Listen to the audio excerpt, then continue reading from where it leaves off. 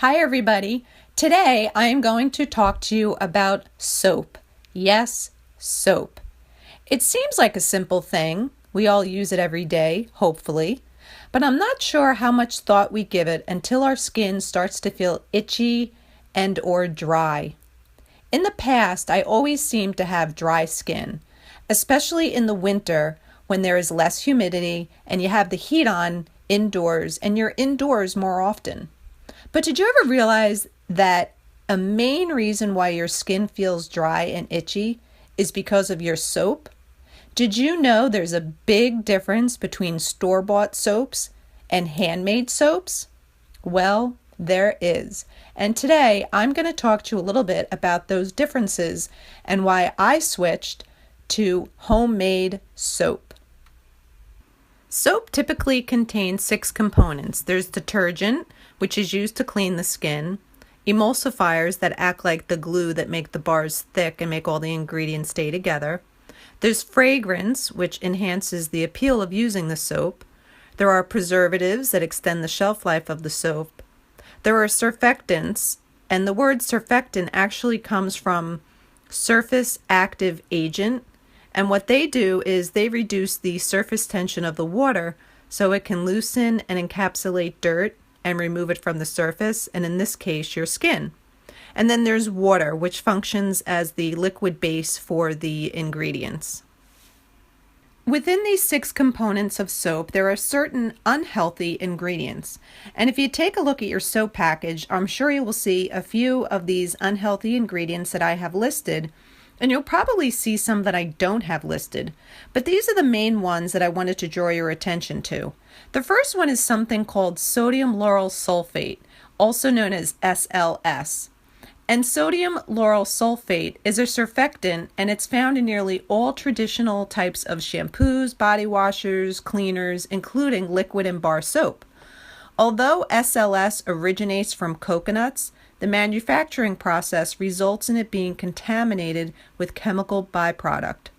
Studies reveal that when SLS is applied to the skin and then later washed off, not all of it is removed. The components adhere to the skin surface even after rinsing takes place. In addition, they do not merely adhere to the surface of the skin, but in time penetrate it, even reaching deep layers and living cells. Research studies have linked SLS to skin and eye irritation, organ toxicity, reproductive and developmental toxicity, and endocrine disruption. The next one on the list is propylene glycol, also known as PG. It is a derivative of natural gas and is a humectant, a substance that promotes the retention of moisture. It can be used for a variety of applications depending on the concentration and grade. Products like antifreeze and brake fluid contain industrial-grade PG, which can be toxic if consumed. Snack foods and personal care products like cosmetics and soaps contain pharmaceutical-grade PG and are generally regarded as safe. Over the past few years, however, there has been a lot of controversy about propylene glycol. Some say it is okay, while others feel it can trigger reactions in people with skin allergies and dermatology issues like eczema. The next one on the list is parabens. Parabens are widely used as preservatives in cosmetics and skincare products, and research has shown that parabens have hormonal disrupting qualities, mimicking estrogen, and that they interfere with the body's endocrine system. Many sunscreen manufacturers no longer use parabens in their products. The next one is Triclosan. Triclosan is regulated by the EPA as a pesticide and by the FDA as an antibacterial agent added to many liquid hand soaps to help kill germs.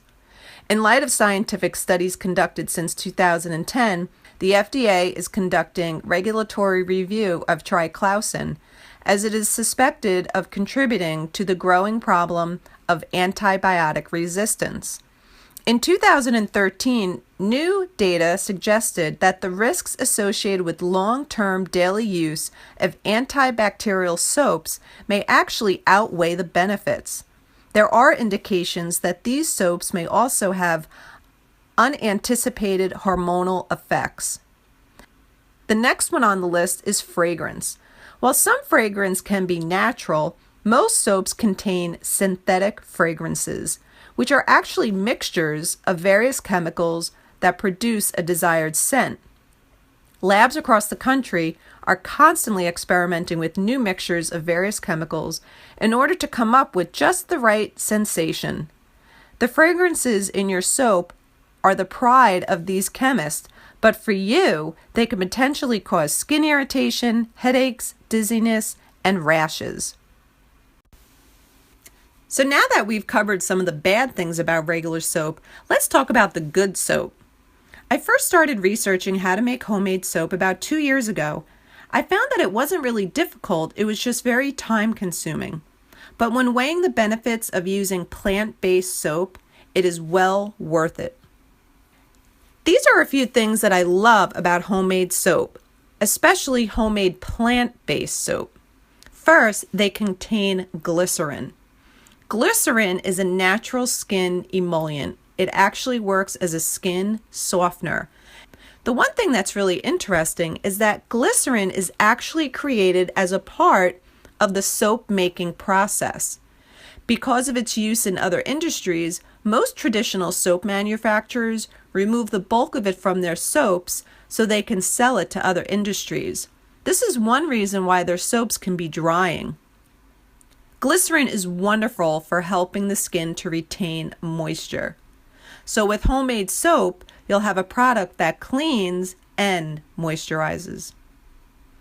I like homemade soaps also because they contain natural oils and the options are limitless. You can use coconut oil, olive oil, almond seed oil, grapeseed oil. You can use sunflower oil. The list goes on, and it's totally up to you what you want to put in your soap. You can also add essential oils to customize your soaps. If you want something soothing, you can add lavender. If you want something uplifting, you can add wild orange. If you want something exhilarating, you can add peppermint.